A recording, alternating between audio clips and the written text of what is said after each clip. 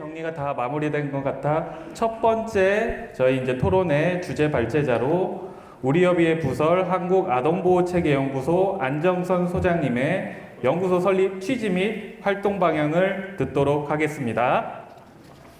큰 박수 부탁드립니다. 마이크 내 그냥 된 거야? 마이크 들리는 거예요? 그냥 해? 여기 와서. 나는 자유롭게 막 저기 빌 게이츠처럼 막 앞에 나가서 하고 싶은데 여기 와서 해야 돼. 빌 게이츠가 아니고 누구지? 애플. 제가 오랜만에 한 4년 만에 국회에 온 것 같습니다. 보통 국회에 오면 터줏대감들이 몇 분 계셨는데 박지원 의원님, 양승조 의원님, 남인순 의원님 등등, 그다음에 김성주 의원님도 계셨었고, 국힘당 쪽도 말하려고 했는데 가셔가지고 안 말해도 될 것 같습니다. 정의당의 윤수아 의원님 터줏대감처럼 참석해 주셨었고요. 마스크 벗고, 나 잘생긴 얼굴 마스크 벗어야죠. 지금 새로운 뉴페이스로 우리 의원님들이 많이 와주셨고, 최혜영 의원님이 많이 도와주시는 거, 강은미 의원님도 함께 해주시는 거 제가 깊이 감사드리고, 아주 잘 도와주셔서 아동들도 잘 크고 우리 종사자도 기쁘게 해주시면 훌륭한 큰 정치인이 될 거라고 믿습니다. 두 분께 다 감사 박수 다시 한번 드리겠습니다. 고맙습니다. 오른쪽이 다음. 오케이. 사실 이 연구가 너무 촉박하고 시기상 어려워서 못할 거라고 했는데도 불구하고 이제 연구진들이 억지를 부려서라도 있는 힘을 다해서 이제 고생해서 참여해 주셔가지고 연구가 진행됐습니다. 우리 김영태 교수님이 책임연구원, 그다음에 이유진 교수님이 연구를 집중해 주셨는데 오늘 안 와서 좀 섭섭하지만 하여튼 이 연구가 이렇게 오늘 발표에 있기까지 연구진들이 많이 고생을 해주신 거에 대해서 깊이 감사드립니다. 이 연구 자체보다는 사실 후속 연구가 있을 거고 그게 아주 중요한 우리 시대의 새 시대를 열 거라고 이제 기대를 하면서 지금 제가 오늘 발표해 드릴 거는 아동보호 체계의 현황과 비전이라는 주제로 모니터는 저쪽에 있으니까 보십시오. 빠르게 드릴 거고요. 지금 아동 그룹홈의 현실을 넘어서 우리 아동 그룹홈의 현실을 우리가 개선해 달라 이런 차원이 아니고 앞으로 한국 아동보호 체계가 가야 할 길에 대해서 우리 잠깐 얘기해 보는 시간을 갖도록 하겠습니다. 오늘 제가 발표할 차례를 보면은 우리 지금 한국의 아동보호 체계의 변화 흐름을 좀 간단히 말씀드리고 아동그룹홈의 현황과 경향성, 그 다음에 아동그룹홈의 문제와 아동그룹홈의 비전에 대해서 순서로 말씀을 좀 드리겠습니다. 연구소의 역할과 구성과 역할에 대해서도 마지막에 말씀드리겠습니다. 아동보호 체계 변화의 흐름을 보면은 이번에 국감 때 강은미 의원님께서 보건복지부 장관께 조기용 신임 장관께 질의를 해서 답변을 얻어낸 내용이 있습니다. 탈시설에 대한 의지가 있느냐 이렇게 물었고 장관께서 의지 있다 하겠다 이렇게 말씀을 하셨습니다.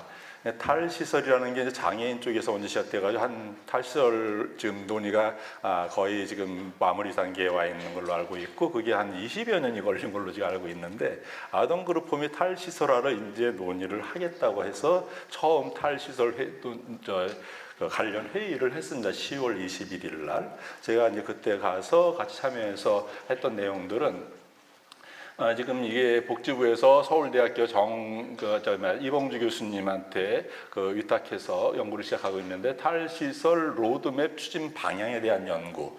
이때의 과제 1차 회의의 과제는 이탁부모의 풀을 넓힐 수 있는 환경을 구축하겠다.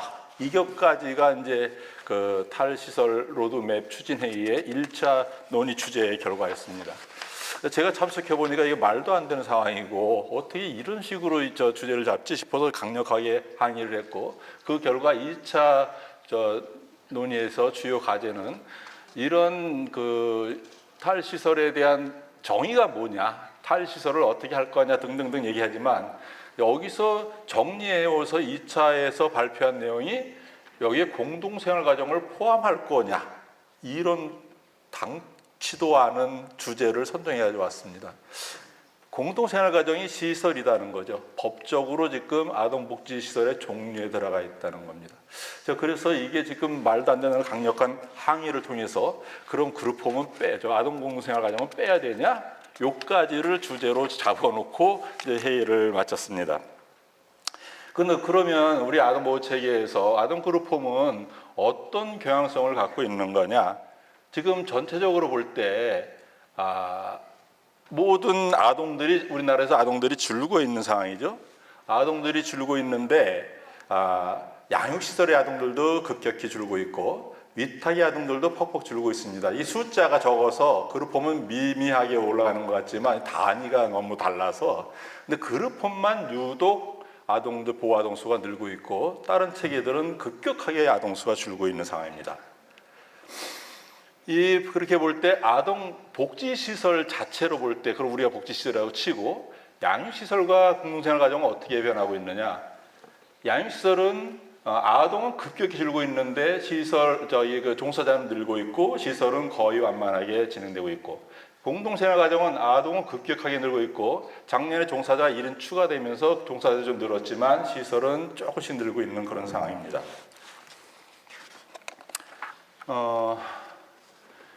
그래서 아동 그룹홈의 그 문제 중에 하나가 뭐냐면 아동 그룹홈이 아니라 아동 보호 체계의 문제 중에 하나가 뭐냐면 아동 보호 7원칙이 있는데 그 원칙 중에서 이상적으로 원가족, 그 다음에 입양, 위탁, 공동생활가정, 그 다음에 시설 이런 식으로 아동을 배치하게 되는 게 이상입니다. 근데 현실은 거꾸로 위탁보다는 아동 공동생활가정에 아동이 많이 배치되고 있는 상황인데 그래서 위탁을 한번 보시면은 위탁이라는 것에 전체적인 거는 뭐 급격히 주는 거고요. 대리 양육이 파란 줄이고 그 다음에 친인척 위탁이 빨간 줄입니다. 이게 친인척 위탁 대리 양육이라는 것은 할아버지 할머니가 애들을 손주 손녀를 키우는 거를 대리 양육이라고 하고 친인척이 뭐 어쩌면 억지로 떠맡아 있는 경우도 친인척 위탁이라고 보고 있습니다. 중요한 의미가 있는 거는 밑에 일반 위탁입니다. 일반 위탁이라는 게 순수하게 내 아이가 아니지만 내 핏줄은 아니지만 이 아이를 내 가정에 위탁해서 보호하겠다는 건데 그 수가 애초에도 적었고 계속해서 더 적어질 1000명도 안 되는 그런 상황인데도 불구하고 우리가 한국에서 그 아동 보호 체계에서 위탁 순서로 가정 위탁을 지금 앞에 세우고 이 체계도 위탁 위주로 가겠다. 이런 구도를 지금 진행하고 있는 것입니다. 공동생활 가정은 이렇게 급격하게 늘고 절대 sul자도 일반 위탁보다도 많지만 그 늘어나는 경향성이 있어서 위탁은 줄지만 공동생활 가정 급격히 주는데도 불구하고 대책은 현실은 그렇고 그래서 위탁과 그룹홈의 역할을 제대로 분배를 해야 되는데 이 이상 원가족, 입양, 위탁 이런 순서를 정해놓고 그 이상에만 맞추려다 보니까 현실이 잘 안 맞는 상황입니다. 그래서 불가능한 이상보다는 현실을 반영한 정교하고 효율적인 그룹홈 지원 정책을 세워야 되는 시점이라고 생각합니다. 그러면 현재 우리 아동 그룹홈에서 갖고 있는 문제는 무엇인가를 한번 먼저 살펴보겠습니다. 일단 그룹홈의 정체성이라는 게 확립되지 않았습니다. 연구와 준비가 없이 그룹홈이 시작되었고 그 다음에 그룹홈을 아동복지시설로 복지시설의 종류로 편제를 해놓게 그룹홈의 시작인데 연구와 준비 없는 시작은 어떤 상황이냐면은 그때 유엔을 가입하는 조건으로 대규모 보호시설을 폐지하라는 조건 때문에 긴급하게 지금 기존에 있던 그 짓들을 갑자기 시설로 편제하게 되는 상황이 되었고요. 거기에 뭐 교수들의 연구나 행정의 어떤 그 준비나 이런 과정이 거의 없이 일방적으로 행정 편의적인 상황에서 시작됐습니다. 제가 쓴 글에 보면은 아동 그룹홈이 어떻게 시작됐는지가 나오는데 옛날에 보건사회부에서 기존에 있던 집을 여러 차례 방문하면서 이 정도면 되겠다 이렇게 했던 게 그때 보호자 2명과 아동 7명으로 시작하자 이렇게 됐던 상황이 있었습니다. 그때 이제 보건사회부 직원들이 저도 몇 번 만났던 직원들인데 결과적으로 이 공동생활 가정의 시작은 그렇게 시작됐습니다. 아동시설로의 편제는 또 어떤 문제를 갖고 있냐면 시설로 편제됨으로 인해서 가정적 보호의 특성을 상실하고 왜냐하면 우리는 가정적 보호를 하고 싶어도 행정에서 요구하는 것은 가정이 아니라 시설로서의 관리를 요구하기 때문에 가정적 특성을 유지하려면은 우리가 너무 힘들고 어렵고 도리어 문제 퇴출당하는 상황이 된 그런 상황입니다. 이게 지금 현재의 아동그룹의 문제고요. 그다음에 부조화와 부조리라는 문제를 내가 하나 더 지적하는 거는 행정과 종사자 처우의 부조리에 대해서 말씀드리겠습니다. 행정을 볼 때 행정요원은 행정, 회계요원은 회계, 상담요원은 상담, 자립요원은 자립 등등을 가지고 우리가 현재 살아야 되는 구조이고요. 그 시설에 대한 지원도 없으면서 시설에 대한 요건을 충족하라고 요구하고 있는 문제가 크게 있고요. 종사자 처우는 더 많은 시간, 더 많은 일을 하지만 처우는 더 열악한 그런 구조적인 문제가 있고요. 젊은 종사자의 유능한 종사자가 유입이 어려운 환경에서 계속 종사자 현장에서의 어려움이 진행되고 있는 게 그룹홈의 문제입니다. 그럼 그룹홈의 비전이 뭐냐? 문제에 비추어서 그룹홈의 비전의 첫 번째 과제는 그룹홈이 뭐냐? 도대체 그룹홈이 뭐냐? 연구 한 번도 없었던 그룹홈이라는 거에 뭐에 대한 정체성 확립이 가장 중요하다고 생각합니다. 우리가 탈시설화라는 말을 할 때 딜레마가 생겼습니다.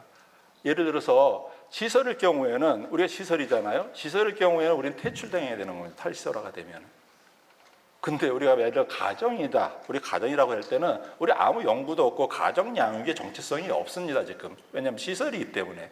그래서 우리가 지금 중요하게 봐야 될 게 우리가 가정이라고 요구할 경우라면 가정에 대한 대응을 좀 우리가 좀 해야 될 부분이 생깁니다. 무슨 대응을 해야 되냐면 법률상 우리가 아동 복지 시설로 편제되어 있는 부분을 삭제하고 우리 그 그룹홈에 대한 법률을 따로 제정해야 됩니다. 사실 제가 회장으로 할 때 양승조 의원하고 이걸 추진을 했었습니다. 그래서 법률안을 다 국회에서 검토하더니 국회 사무처에서 이러면은 예산에 문제가 생긴다. 새로운 체제가 되기 때문에 예산 없이 다시 시작해야 된다. 그래서 저희가 그때 그룹홈 종사자 처우 개선을 하자고 그러는 판에 예산 그나마 있는 예산도 없애자니까 우리가 손들었습니다. 그걸 못하겠다. 그래서 그때 이제 저희가 법안 개정 발의를 요청했다가 취소를 해버렸습니다. 그래서 만약에 공동생활 가정을 시설 종류에서 빼서 가정이라는 어떤 형태로 법률을 다시 제정한다면 그러면 우리는 그 대통령령이나 우리 규정을 새로 개정해야 됩니다. 지금은 양육시설을 대규모 양육시설에 맞춰서 하다 보니까 현장에서 도저히 맞지 않는 규정을 갖고 서로 어려운 상황입니다. 그래서 지금 우리 그룹홈에 대한 그 논의를 새로 적극적으로 시작해야 됩니다. 누구도 우리를 살펴주지 않고 누구도 우리의 요구를 먼저 들어서 바꿔주려고 안 합니다. 국회의원님들 계시지만 국회의원님들도 이거 신경 쓸 여가가 없습니다. 우리가 다 만들어 놓고 이것 좀 해주십시오 해야지 해볼까. 근데 국회의원님들 우리 어려워요. 이래서는 답이 안 돼서 이 논의를 우리가 해야 되는 상황입니다. 그래서 우리가 연구소를 만드는 거고 그 연구소에서 그 얘기를 해야 된다 이런 상황입니다. 현재 우리 아동그룹홈의 그 정의가 따로 있지만 우리 내용적으로 보면 위탁의 후순위로 아동을 보호할 책임을 가진 가정형 시설 이런 게 현재 그 정의입니다. 그런데 이 아동보호 체계가 탈시설화로 바뀌게 된다면 거기에 제도의 정비를 누가 할 거냐? 보통은 이봉주 교수님처럼 학자들이 하게 됩니다. 근데 학자들이 할 경우에 우리 김영태 교수님도 학자고 문영희 교수님도 학자지만 학자들은 이 내용을 몰라요. 현장의 내용을. 이론적으로는 뭐 잘할 수 있겠지만 현장의 내용을 우리 경험이 풍부한 우리가 현장의 내용을 반영해서 이 법 개정을 주도해야 된다. 그래서 우리는 그거를 제도의 변화를 위해서는 연구 결과와 이론을 갖추어서 요구해야 되기 때문에 우리 각 그룹홈에서 이걸 일일이 다 할 수는 없고 이 고공에서 이런 논의가 되는지도 잘 현장에서 모릅니다.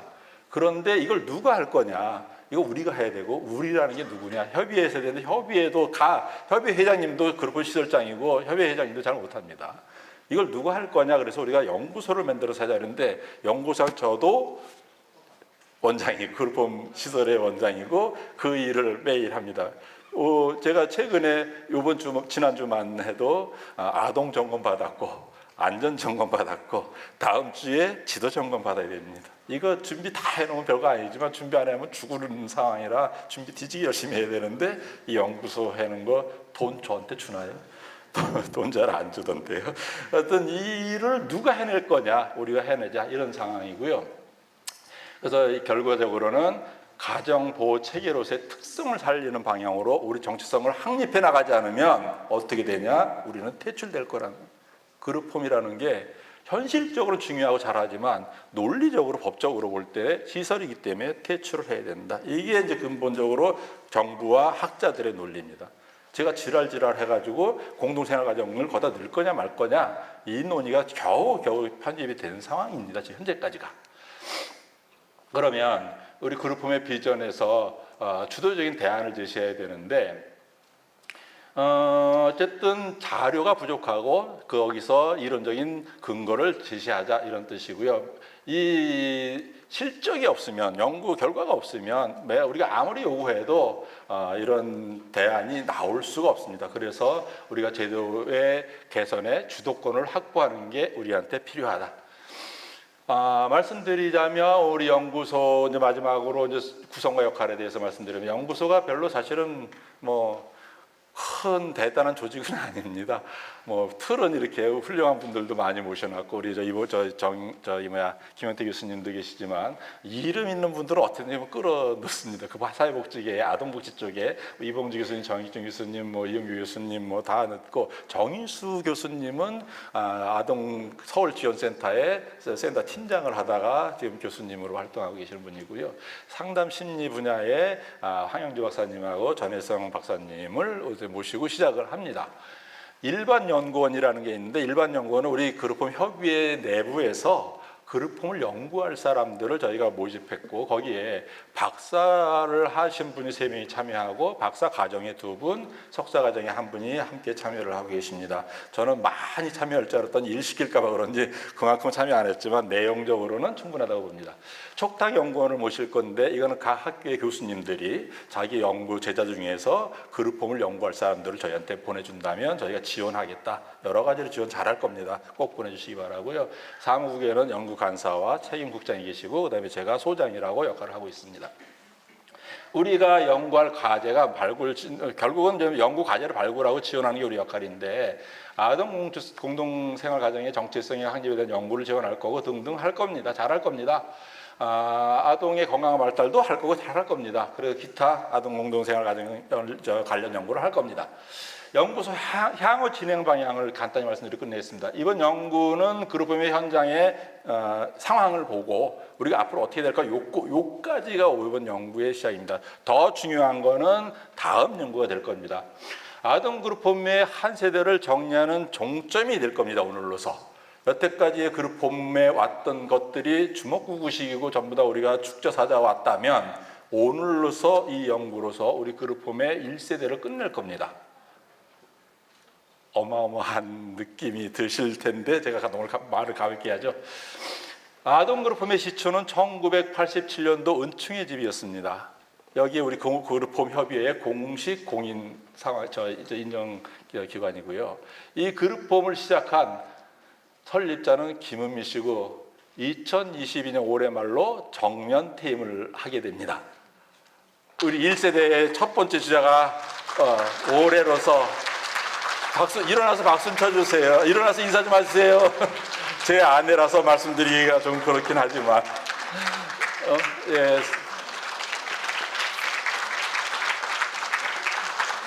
이로써 그룹홈 1세대가 물러나고 있습니다. 그동안 정부의 주먹구구식 정책과 여러 가지 부조리한 여건에서 그룹홈을 끌고 왔던 1세대가 이제 마감을 하는 중입니다. 이제부터는 합리적이고 정당하고 건강한 환경에서 그룹홈을 운영할 다음 우리의 과제가 있습니다. 이 연구가 끝나면 바로 연구 다시 시작할 겁니다. 어떤 연구를 시작해야 되냐면 그룹홈의 정체성이 무엇인지, 그룹홈이라는 게 내용이 무엇인지, 어떻게 운영돼야 될 것인지에 대한 내용을 정리해서 정부에 제안을 할 예정입니다. 새로운 이제 오늘 이후가 종점이고 다시 새로운 그룹홈의 시작의 기점이 될 겁니다. 탈시설화의 논의의 기본 틀을 우리가 제시할 겁니다. 그래서 정부도 학계도 우리의 제시한 연구 결과를 가지고 논의를 하게 만들 것입니다. 이렇게 할 거고요. 제가 연구소장으로서의 작은 소망이 있습니다. 첫 번째로는 연구소장을 최대한 빨리 그만둘 수 있기를 바랍니다. 두 번째로는 그래서 더욱 아동그룹홈이 적정하고 합리적인 발전을 이루기를 소망합니다. 우리 국회의원님들 여기 끝까지 참석해 주시고 이렇게 지원해 주신 거 깊이 감사드리면서 우리 아동그룹홈이 끝까지 잘 발전할 수 있도록 지지하고 힘을 주시기 바랍니다. 여러분 고맙습니다. 네, 내려갈게요. 네, 첫 번째 발표 감사드립니다. 다음으로 두 번째 주제 발제자로 서울기독대학교 사회복지학과 김영태 교수님의 아동 그룹홈의 양육 환경 개선을 위한 제도 개정 방안 연구에 대한 발제를 듣도록 하겠습니다. 네, 자리로 모시겠습니다.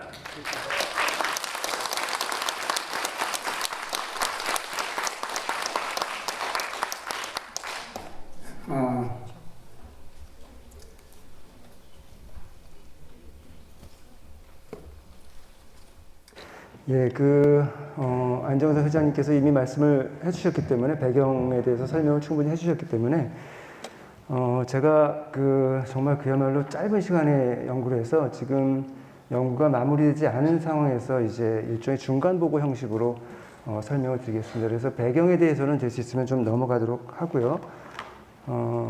이제 최종적으로 이제 저희 연구 보고서가 나오게 되면 이러한 목차 구성을 갖게 될 것입니다.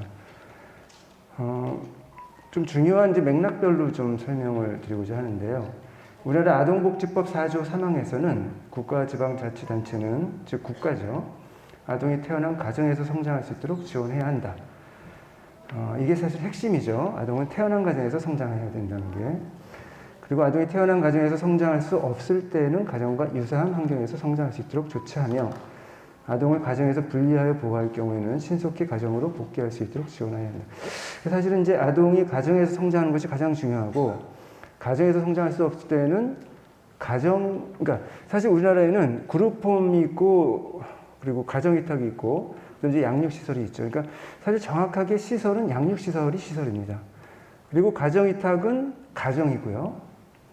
그리고 그룹홈은 그 중간인 가정형 보호라고 얘기를 할 수가 있습니다. 그래서 그 정체성이 중간 정도인데 법적으로 이제 시설로 되어 있기 때문에 그래서 이제 시설에 이제 준하는 그런 여러 가지 규정을 적용받게 되는데요.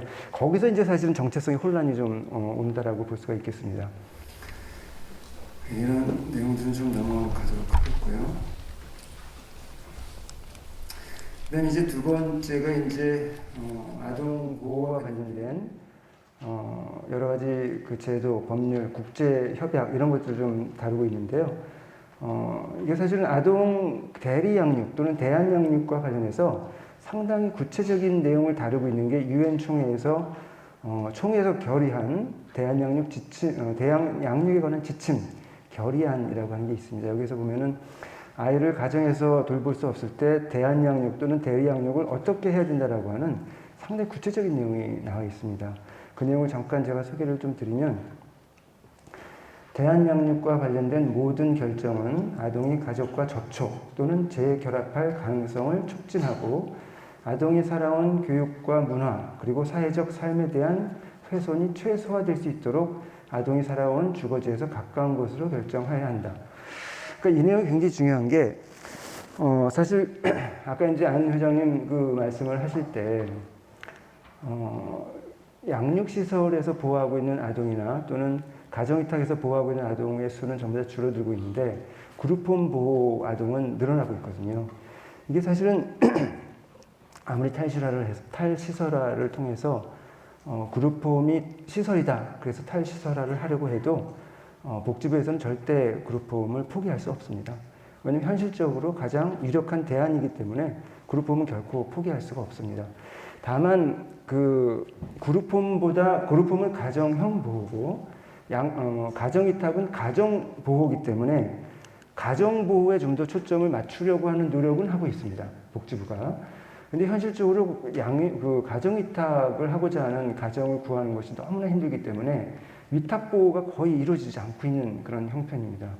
그래서 지금 그 복지부에서도 그렇고 이게 앞으로 아동 보호의 방향은 가정 보호를 초점으로 맞춰서 좀 더 전문성 있는 보호를 할 수 있도록 하는데 초점을 맞춰야 될 것이고, 그러나 가정 위탁이 활성화되지 않는 범위에서는 그 다음 대안은 그룹홈밖에 없다라고 하는 것이죠. 그래서 현실적으로는 그룹홈이 가장 핵심적인 역할을 하고 있고 당분간은 앞으로도 그렇게 역할을 할 거라고 기대가 되고 있기 때문에 아마 정부에서도 이 그룹홈에 대한 비중을 결코 작게 볼 수는 없을 것이라고 생각을 하고 있습니다. 이러한 내용은 여기서 이제 좀 중요한 내용을 좀 소개를 드리면, 아동 보호와 관련된 이제 중요한 몇 가지 국제적인 원칙을 담고 있는 것이 유엔 아동 권리 협약이 있고요. 그다음 입양과 관련해서는 헤이그 국제 아동 입양 협약이 있고, 죄송합니다. 마스크 좀 벗겠습니다. 그다음 이제 아까 말씀드렸던 유엔 총회에서 결의된 아동 대리 양육에 관한 지침이라고 하는 것이 있습니다. 그리고 여기에서 다루고 있는 원칙들을 우리나라 아동복지법에서 많이 적용을 하고 있죠. 그리고 이제 그 보호가 필요한 아동에 대한 보호의 원칙 몇 가지를 좀 소개를 좀 드리면요. 이것이 어떻게 보면 핵심이라고 할 수가 있기 때문에 우리나라 아동복지법이나 제가 지금 소개를 드린 국제협약에서 다루고 있는 내용을 요약했을 때 7가지로 정리가 될 수 있기 때문에 잠깐 소개를 드리겠습니다.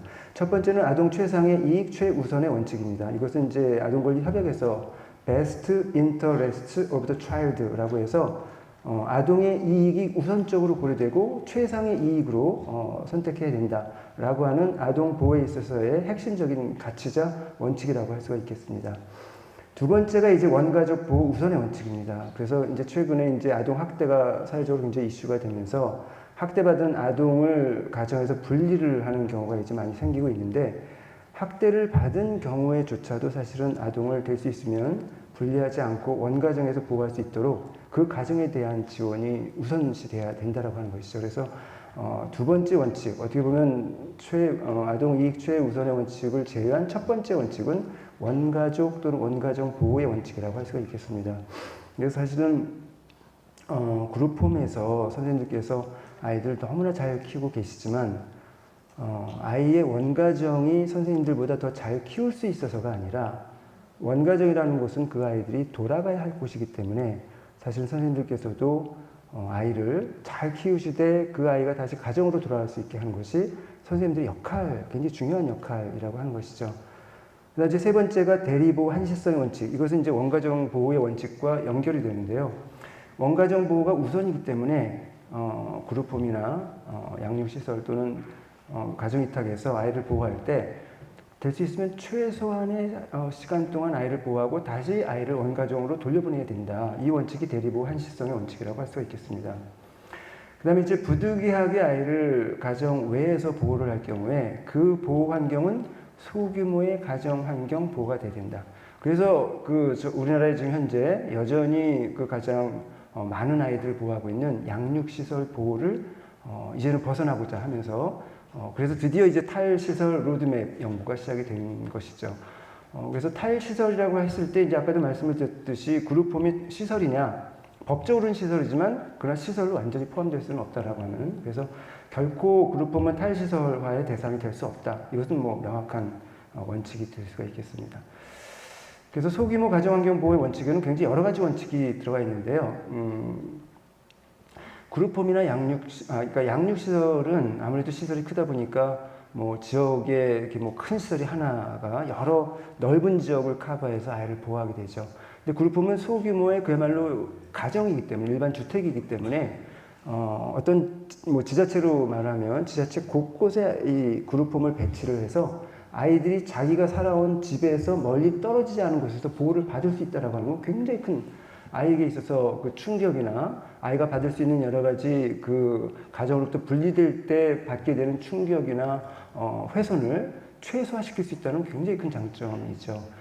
그래서 소규모 가정 환경 보호의 원칙에는 아이가 살아온 자기가 원래 살던 집에서 멀지 않은 곳에서 보호가 됨으로써 자기가 그동안 살아온 교육적, 물리적, 공간, 뭐 이런 어떤 뭐 지역적, 교육적 이런 여러 가지 면에서의 연속선상이 될 수 있으면 훼손되지 않도록 해야 된다는 원칙이 포함이 되는 것이죠. 그리고 할 수만 있으면 아버지한테 학대를 받았더라도 엄마하고 관계가 나쁘지 않다면 엄마 계속해서 만나고 접촉하고 또 형제 자매와 계속해서 관계를 이어가는 굉장히 중요한 원칙들이거든요. 그런데 이것은 양육시설은 사실 접근할 수 없는 그런 부분이라고 하는 것이죠. 그다음 이제 공공책임주의 원칙은 뭐 말 그대로 국가가 또는 사회가 책임을 져야 한다는 원칙입니다. 그래서 2019년도에 그 포용국가 아동 정책을 발표하면서 국가 책임의 역할을 확대하겠다라고 하는 것이 바로 이 공공책임주의 원칙이라고 할 수가 있겠습니다. 그다음에 이제 최소 제한 대안의 원칙은 뭐냐면 아이가 여러 가지 어떤 이유로 가정을 떠난다든지 뭐 보호 체계에 편입이 된다든지 할 때는 아이한테 주어지는 어떤 이런 훼손이 있을 수밖에 없는데 그 훼손이 최소화되도록 해야 된다는 원칙이 LRA라고 해서 최소 제한 대안의 원칙입니다. 여기에는 양육시설보다는 그룹홈에서 보호를 할 때 아이에게 가해지는 권리에 대한 훼손이나 삶의 훼손이 더 적어진다. 그리고 사실은 이제 그룹홈보다도 또 가정위탁에서 보호될 때 좀 더 가정이기 때문에 아이에 대한 권리나 보호에 있어서 아동이 받을 수 있는 그런 그 훼손이 더 적어진다라고 하는 그 제한이 더 적도록 하는 그런 선택을 해야 된다는 원칙이라고 할 수가 있겠습니다.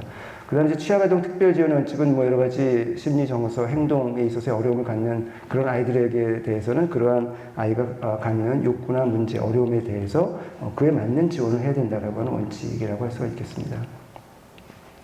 자, 그럼 이제 이번 연구에서 저희가 이제 그 운영자 분들로부터 여러 가지 그 개방된 질문을 통해서 의견을 받아서 그 설문지를 개발했습니다. 사실 이제 설문지 개발하는 것만도 보통 한 달 이상 2달은 걸리는데 그래서 설문지 만드는데 굉장히 시간이 많이 들었고 그리고 설문지를 통해서 수집을 했는데 설문지는 저희가 이제 전국에 한 600개 그룹홈이 있는데 153개 그룹홈의 운영자로부터 설문조사를 했습니다.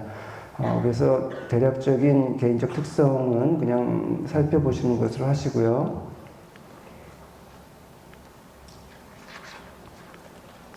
조금 제가 중요하다고 생각되는 것들에 대해서 좀 더 설명을 드리도록 하겠습니다. 그룹홈에서 아동 보호를 할 때 가장 큰 어려움은 정서불안, 아이들의 정서불안. 그 다음 두 번째가 학습 부진이나 또한 정서불안. 해서 아이들이 갖고 있는 그 행동, 정서, 심리, 이런 그 사회적인 이런 어려움이 가장 큰 어려움이다라고 답을 하셨습니다. 그리고 이제 종사자가 아이들로부터 폭력을 당하는 그런 경우가 적지 않게 있었습니다. 약 응답자의 35% 정도, 36% 정도가 아이들한테 자기가 본인이 그 케어하는 아이한테 폭력을 당한 경험이 있다고 하셨고, 아이가 허위 신고, 요즘에는 이제 학대 신고하면 무조건 지자체의 그 학대 전담 공무원과 경찰이 출동하도록 되어 있거든요. 그래서 아이들이 이제 오히려 그러한 것들을 알아서 예를 들어서 종사자의 관계가 안 좋다거나 하는 경우에 아이들이 오히려 허위로 이렇게 신고를 하는 그런 경우가 있는데 이런 경우도 대략 20%가 약간 넘는 그런 경험이 있다라고 말씀하셨습니다. 그룹홈 운영에 있어서의 문제점, 어려운 점, 종사자 처우 개선, 아까 이제 여러 번 얘기를 했지만 종사자 처우 개선은 이것은 인권의 문제입니다. 왜냐하면 차별이기 때문에 그래요. 차별의 문제이기 때문에 이것은 분명히 인권의 문제이고 반드시 개선되어야 하고 그리고 이것은 근로기준법에도 아주 명백히 위반되는 그러한 사안입니다. 그래서 이것을 의원님들 계시지만 분명히 이것은 법률적으로 해결을 해야 될 거라고 생각을 합니다. 그리고 이제 그룹홈 운영에 있어서의 개선 요구, 살펴보시면 될 것 같고요. 그 다음에 이제 그룹홈 하면은 이제 그 대두되는 이슈 중에 하나가 예를 들어서 이제 그룹홈의 대부분 이제 운영 그 형태가 개인 시설이다 보니까 이게 공공성이 떨어진다. 어떻게 믿냐? 투명하지 않다. 이런 얘기가 나오거든요. 그런데 이미 그 평가를 통해서 그룹홈에서 운영되고 있는 현실은 낱낱이 정부에서 들여다보고 있고 개인 시설이라고 하는 것이 사실 한계가 있긴 합니다. 그래서 그 이미 그룹홈 운영하시는 선생님들이 공공성 강화를 어떻게 해야 되느냐에 대한 인식들 많이 하고 계시더라고요. 그리고 거기에 대한 문제의식들을 많이 가지고 계시더라고요. 그래서 제가 파란색으로 표시해 놓은 부분을 좀 살펴보시면 아동그룹홈 스스로가 공공성에 부합하는 조직으로의 전환을 모색할 필요가 있다. 스스로가 좀 변화해야 된다. 이런 것들이 좀 높은 응답이 나왔고요. 그 다음 아동그룹홈 스스로 법인화하기에는 현실적인 한계가 있다. 이런 어려움을 또 토로하셨고, 법인화하려고 해도 자본금 형성이 좀 부담된다. 그래서 공공성에 대한 이런 강화를 위한 그런 노력, 의지는 있으시나 현실적인 어려움이 있는 것으로 파악이 됩니다. 그래서 이 공공성에 대한 인식이 개인 시설인 분들이 조금 더 떨어졌고, 개인 시설이 아닌 법인의 경우에는 공공성에 대한 인식이 조금 더 높은 것으로 나타났습니다. 그 다음에 차별 대우, 차별이라고 하는 것은 이제 주로 양육시설과의 차별입니다. 아동복지법에 의해서 아동복지시설로 양육시설과 그룹홈이 같이 들어가 있는데, 그러다 보니까 양육시설과 동일한 그런 어떤 규정은 그대로 적용받으면서, 그러나 대우는 또 시설과 다른 대우를 받기 때문에 여기서 오는 그 어려움, 또 어떤 불만, 이런 것들이 상당히 있다라고 하겠습니다. 그래서 차별에 대한 인식은 상당히 높게 나타났습니다. 거의 모든 항목에서. 그리고 이제 그룹홈 지원센터를 설치가 필요하냐라고 해서 여러 항목에 걸쳐서 아동에 대한 지원, 여러 가지 차원의 지원을 위해서 그룹홈 지원센터의 설치가 필요하냐에 대한 인식에서도 상당히 높은 인식을 거의 모든 항목에서 보여주셨습니다. 그리고 그룹홈 운영한 데 있어서의 어려움은 상당히 어려움이 크셨는데, 육체적, 정신적, 경제적, 아동 양육의 어려움, 근무 시간으로 인한 어려움, 그 다음 피고용인 생활교사와의 어려움, 그룹홈 운영 전반적인 어려움 했을 때 이게 4점 척도인데 3.2, 3.4 이 정도 나온 거 보면 상당히 이 어려움의 정도가 컸고요. 그러나 정도가 조금 낮았던 것을 오히려 좀 살펴보시면 경제적 어려움은 오히려 조금 더 낮게 나타났고요. 특히 피고용인 생활교사와의 어려움, 관계에 있어서의 어려움은 그다지 크지 않게 나타났습니다. 그 다음에 운영자가 겪는 어려움을 성별에 따라서 좀 비교를 해봤더니 남자 운영자 선생님보다 여성 운영자 선생님들이 전반적으로 더 높게 어려움을 겪고 계신 것으로 나타났습니다. 육체적으로도 그렇고, 특히 이제 통계적인 차이를 보인 것은 육체적 어려움, 아동 양육에 있어서의 어려움, 교사와의 관계에 있어서의 어려움, 이 부분은 남자 운영자와 여자 운영자 간에 좀 유의한 차이가 있는 것으로 나타났습니다. 그리고 이제 만족도를 보시면 만족도는 근무시간 만족도가 근무시간 만족도와 그룹홈 운영 관련 소득에 있어서의 만족도가 가장 낮은 것으로 나타났고요. 그리고 아동을 양육하면서 얻는 만족도가 가장 크게 나타났고요. 그 다음 그룹홈 피고용인과의 관계 만족도가 그 다음 전반적인 만족도가 2.6점 정도로 나타났습니다.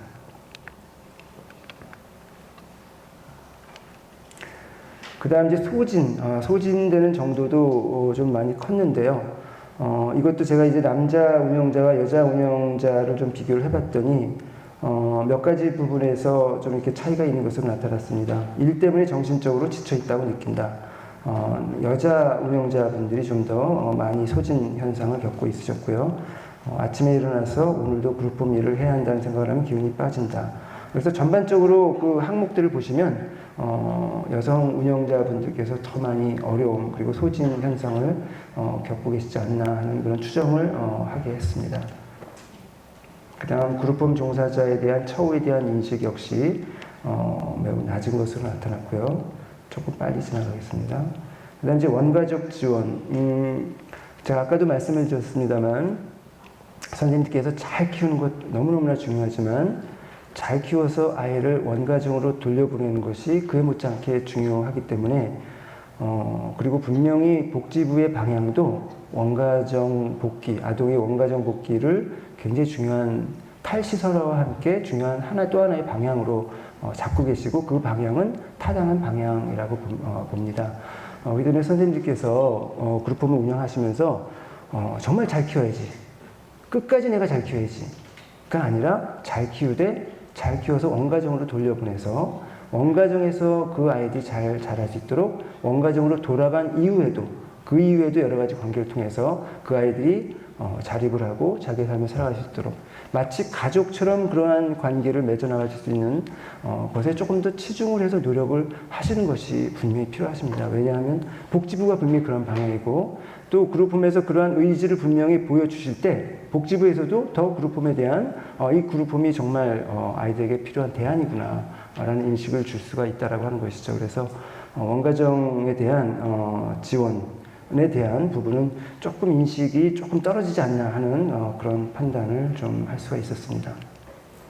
그룹홈의 정체성은 제가 아까 말씀드린 것처럼 대한가정, 즉 가정이다라고 생각하시는 분이 대략 20%, 이것은 시설이다, 작은 시설이다, 소규모의 시설이다라고 생각하시는 분들이 대략 6%. 그다음 나머지 한 45% 정도가 가정 형태의 시설이다. 그러니까 가정형 시설인 거죠. 그러한 정체성을 가지고 계시는 것으로 나타났습니다. 향후 근무 계획을 여쭤봤습니다. 나는 평생 종사할 것이다. 아니면 오랫동안 종사할 것이다. 나는 기회만 되면 이직할 것이다. 나는 이직할 계획이 있다. 이렇게 그리고 이제 중간 해가지고 5개의 항목으로 여쭤봤는데 대부분의 분들이 뭐 평생 또는 아주 오랫동안 종사하시겠다라고 응답을 하셨어요. 근데 한 대략 5% 정도가 이직할 계획을 갖고 계셨고 또 나머지 한 5% 정도는 기회가 되면 이직하겠다라는 그러한 생각을 갖고 계신 것으로 나타났습니다. 그래서 이 이직을 그룹홈 운영 어려움 정도에 따라서 그리고 그룹홈 운영 만족도에 따라서 또 소진에 따라서 분석을 해봤더니 역시나 그룹홈 운영에 있어서 어려움을 겪는 분들이 또 운영 만족도가 떨어지시는 분들이 또 소진의 정도가 크신 분들이 이직 계획이 있는 것으로 그렇게 분석이 되었습니다. 그 다음 원가족 복귀 지원에 대한 인식, 원가족 제가 파란색으로 표시해 놓은 부분을 좀 설명을 드리면요. 원가족 복귀에 대한 교육 인력 예산 지원이 이루어져야 된다. 2점 그렇게 해서 대략 3점 정도. 원가족과의 관계 회복에 대한 지자체 차원의 서비스 지원이 필요하다. 3점. 굉장히 필요합니다. 원가족과의 관계 회복 제가 말씀을 드렸지만 그룹홈, 개별 그룹홈 차원에서 사실 원가족 지원까지 할 수 있는 여력이 안 됩니다. 그래서 복지부에서 이것을 분명히 지원을 해줘야 되고 여러 가지 원가정과의 관계를 유지하고 주선하고 할 수 있는 그러한 것들을 제도적으로 뒷받침해주지 않으면 개별 그룹홈 차에서는 분명히 어렵습니다. 그래서 여러 가지로 복지부에 요청을 하실 때, 요구를 하실 때 원가족 지원을 하기 위한 여러 가지 제도적, 실천적 이런 것들을 좀 지원해달라라고 하는 것들을 또 분명히 함께 요청을 하셔야 될 거라고 생각을 합니다. 그래서 원가족 교섭 및 주선에 대한 중요성을 보시면 평상시 아동과 가족 친지 만남을 어느 정도 주선하고 있는지 했을 때 주선하는 편이다, 적극적으로 주선하고 있다 해서 대부분의 그 그룹홈에서 원가족에 대해서 상당히 그 관계를 굉장히 열심히 맺어주려고 노력을 하신다는 것을 알 수 있었고요. 그다음 그 중요성이 얼마나 중요하다고 생각하시는지에 대해서도 정말 중요하다 또는 중요하다라고 응답하시는 분들이 상당히 많았습니다. 그래서 일단 그러한 원가정에 대한 원가정 자녀와 아동과 원가정과의 관계가 중요하다라고 하는 것들에 대해서는 인식을 하고 계셨습니다. 마지막 결론으로 우리나라 헌법 제2장 11조 1항을 먼저 읽어드리겠습니다. 누구든지 성별, 종교 또는 사회적 신분에 의하여 정치적, 경제적, 사회적, 문화적 생활의 모든 영역에 있어서 차별을 받지 아니한다. 이것은 헌법적 기본 권리라고 하는 것이죠. 차별하면 안 된다라고 하는 거. 그래서 이제 결론적으로 이제 몇 가지 요약해서 말씀을 드리겠습니다. 아동보호의 질 향상하고 또 종사자의 역량을 강화하기 위한 그러한 노력이 정부 지원이 필요하다. 그래서 이제 특히 아동이 겪는 어려움을 그룹홈의 종사자들이 해결할 수 있는 그런 역량 강화와 여러 가지 제도적인 뒷받침이 필요하겠다. 그런 이야기를 이제 하고 있고요. 그러기 위해서는 그룹홈 종사자의 근로 환경이 개선되어야 하겠다. 정말 그룹홈 종사자의 근로 환경은 개선되어야 합니다. 정말 되어야 합니다. 이것은 차별도 이런 차별이 없습니다. 대한민국 국가에서 이런 차별이 일어나고 있다는 것이 믿어지지 않을 정도입니다. 주거 환경 개선을 위한 운영 지원 필요합니다. 그리고 그룹홈 종사자의 안전한 근로 여건을 마련하기 위한 제도적 뒷받침도 필요할 것입니다. 그리고 아동보호의 질 향상을 위한 그룹홈의 역할과 과제로 이것은 제가 조금 마무리로 읽어드리도록 하겠습니다. 아동발달 심리 교육 치료 등의 역량 강화를 위해 운영자와 종사자의 노력이 더욱 필요합니다. 이를 위해서 자체적인 또는 협의회 차원의 체계적이고 수준 높은 교육 프로그램을 개발할 필요가 있습니다. 아동이 중심이 되는 그룹홈 운영이 이루어질 수 있는 의식 개선도 필요할 것이라고 생각합니다. 특히 아동의 원가정 복귀를 위한 인식의 전환, 실천적 노력을 위한 방안이 마련될 필요가 있다고 봅니다. 그리고 아동의 입소와 배치 시 아동에게 가장 유익한 결정이 이루어질 수 있도록 그룹홈 운영자가 아동 배치하는 결정에 참여하는 것은 바람직하지만 이를 위해 그룹홈은 아동의 권리와 아동의 유익함의 차원에서 보호가 이루어질 수 있는 환경을 꾸준히 만들어 나가야 할 것입니다. 마지막으로 공공성 확보가 필요하다는 인식이 그룹홈 운영자들 사이에 형성되어 있으며 법인화 또는 협동조합 등 다양한 형태의 공공성 확보를 위한 노력이 계속적으로 필요할 것이라고 봅니다. 마지막으로 기타 사항으로 그룹홈 지원센터에 대한 긍정적인 기대가 상당히 컸는데요. 향후 보호가 필요한 아동을 가정환경에서 보호하기 위해서 그룹홈 보호의 질을 향상하기 위해서는 지원센터를 긍정적으로 검토할 필요가 있다고 생각합니다. 그리고 향후 탈시설의 방향에서 가정형 보호가 확대될 수 있도록 그룹홈의 정체성을 정립하고 가정형 보호 제도에 대한 규정 마련 등이 향후 연구에서 이루어지길 기대합니다. 예, 이상입니다. 감사합니다. 네, 주제 발제해 주신 김영태 교수님께 다시 한번 큰 박수 부탁드립니다. 네, 이제는 토론 및 질의응답 순서입니다. 잠시 장례를 정리하고요. 저희 공동 주최하신 의원분 중에 두 분의 의원님들이 아직까지 자리를 앉으시고 저희 토론회를 같이 들어주고 계십니다. 네, 경기 안성을 지역 기반으로 지금 적극적으로 활동하시는 더불어민주당 최영 의원님 계속 자리 같이 해주시고 계시고요. 그리고 광주광역시를 기반으로 적극적으로 활동하고 계시는 정의당 김은미 의원님도 함께 해주시고 계십니다. 네, 귀중한 시간 자리 지켜주시고 있으셔서 다시 한번 감사드립니다. 네, 다음 의원님. 네. 이어서 토론 두 분 안내드리도록 하겠습니다. 토론자로 문영희 서울기독대학교 사회복지학과 교수님, 그리고 현장 전문가로 전남 시내가의 신은나무 그룹홈 김선덕 원장님 모시고 주제 발제자 두 분과